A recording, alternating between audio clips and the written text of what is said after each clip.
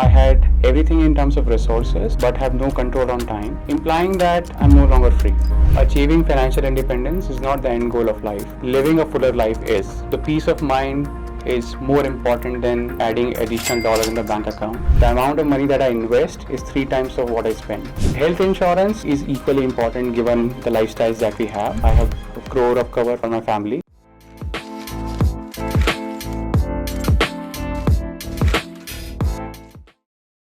Sumit, your Twitter bio, which actually piqued our interest, it says 5 by 2025. So, A, have you already achieved it now given the markets are at an all-time high, or is it still at the 2025 mark? To clarify, I achieved financial independence overnight when I moved from Bangalore to Bhilai 3 years ago. But that FI corpus was good enough, assuming I would have lived in Bhilai for the rest of my life, which may or may not be true. So I set myself a target of a certain amount, which I intend to achieve by 2025. To answer your question, I haven't hit that number yet because of two reasons. One, my individual stock portfolio hasn't done quite well in last 1 year or in the recent bull run. And second, I trimmed down my corpus by a amount to upgrade a car. I think it's also important to realize at this point in time is that achieving financial independence is not the end goal of life. Living a fuller life is. We would love to know more about you, your background, and how this whole financial independence journey starts. I invested in myself, pursued actuarial science, which meant my income increased at a rapid pace. Luckily, I had parents who had taught me a few things that helped me in living life below the means. So, for example, two things which ran in our discussions while I was growing up. One was "Kambal od ke malai khao," which essentially means that you spend on your pleasures but do not tell it to others and do not do with an intention to tell others. And second, "Pair utne phailao jitni chadar," which essentially is living below your means. Right? So these values have stuck around, which also meant that while my income increased, my expenses did not catch up at the same pace, creating a gap, increasing my disposable income, which were invested. Since there was a huge gap between my income and expenses, a lot of it was invested, although not in the most efficient manner, but they were invested and they continue to grow. The other thing that I did right, and of course, again by stroke of luck, is married to someone who also has similar spending habits as I have. While nobody calls it out, but I think it is single most important factor to determine whether one would achieve financial independence or not. If you and your spouse do not think in the same manner about money, there would be a lot of challenges. The other bit that happened was I started on my own, which further increased the income and also gave me tax advantages. And lastly, I moved to my hometown about 3 years ago, which wasn't with the intention to achieve financial independence, but since I moved, I was earning in USD, living in a tier 2 town. My gap between income and expenses further increased, and at this point in time, the amount of money that I invest is 3 times of what I spend. These all factors helped me achieve financial independence. Some of these were conscious, some of these were not. But yeah, here I am. So a couple of things you mentioned, right? I would love to double click on them. To start with, you said you work as an actuary and you said your income increased rapidly. Would love to hear and would love to understand more on what it is, what is that you actually do, and how does that help in your income growth? Sure. Actuaries are the set of people who would design and price insurance products that you and I buy. Equally, when these policies are sold, claims would come. We as actuaries also estimate what would be the size of claim and when they would come, so that insurance companies could set aside money so that they could eventually honor the claim. Actual profession is very, very niche. In India, we have about now 700 actuaries. How long does it take for you to clear the exam? On an average, in India, I think it takes about 10 years. I took about 9. What is like the earning potential one can expect in this profession? In the earlier days, let's say if we compare to a software engineer, it would be lesser, but it grows exponentially with more experience and more exams that you clear. Once you qualify and have gained a few years of experience, you could hit a 8-figure number in Indian context. Wow, that's amazing. How would you recommend to someone who is new to this journey to calculate this corpus and actually plan about their personal finances? Addressing the first question as to how do you calculate the corpus, it's function of quite a few things, but assuming someone wants to achieve financial independence by the time they turn 40, so the amount of money that you set aside should be enough to take care of all the expenses for rest of your life, accounting for inflation. So to arrive at that number, you have to probably look at three parts. One, the corpus that is good enough to take care of your expenses for the rest of your life. Anything which is 40 times of your current expenses and above is in the right ballpark. The one-off expenses for things like kids' education. The third is creating a buffer, at least 15% amount of money, because regardless of whatever you do, things could go wrong. Another thing you mentioned in your journey is about you moving back to your hometown. And as someone who has been living in metros for a long time, how is that? How has it been for you? And moving back to hometown, what are the advantages and disadvantages that come along with it? So quite a few advantages, and on the balance, I think it makes. I'm happy that I made this decision, and I was lucky to be able to do it. Right. So, in terms of advantages, I have a lot of control on my time. Because I don't have to earn at a certain rate to maintain my lifestyle. There's a lot less stress in the air because nobody around me is rushing. So you don't also feel the need to rush. Second, the AQI levels are a lot better. Of course. Since I'm living closer to my parents and in-laws, I sleep quite peacefully that if something happens to them, I'm around, right? So, maa ke haath ka khana is now on demand. So that's another plus. I get to spend a lot of time with my family, parents, daughter. Equally, I think I feel a lot more connected. In last 3 years, I've attended lot more weddings and funerals. In terms of disadvantages, yes, there are. Can't deny that. One of them is I don't have a relevant social circle, so I can't have meaningful conversation with people around me about what I do. Second, if you are living in a tier 2 town, your network decays rapidly. These are the two huge downsides. Some of the people that I've interacted with also think that there are downsides in terms of healthcare facilities and also education, given my daughter is 6 years, right?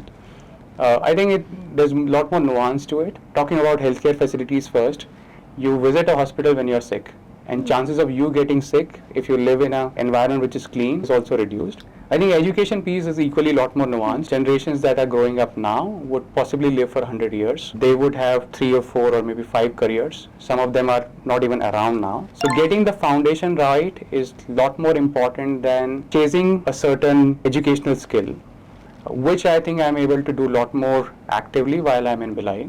So why don't you tell us about your portfolio, and not just the current, but how you have also evolved from when you probably started off to today? How has your portfolio evolved? Before I had actively started pursuing it, it was all over the place. I have now just 4 individual stocks.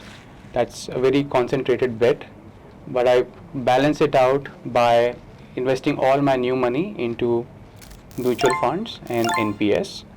I have just 4 mutual funds.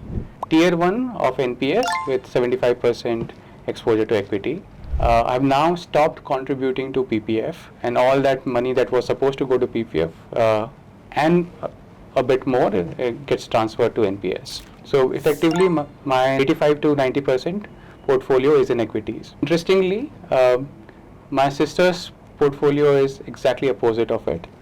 Her 90% of assets are in debt. Despite my understanding of the topic, despite the trust that she would have in me, she refuses to budge, right? So, which all it means is essentially if you have such high exposure in debt, you might take slightly longer to achieve your FII corpus.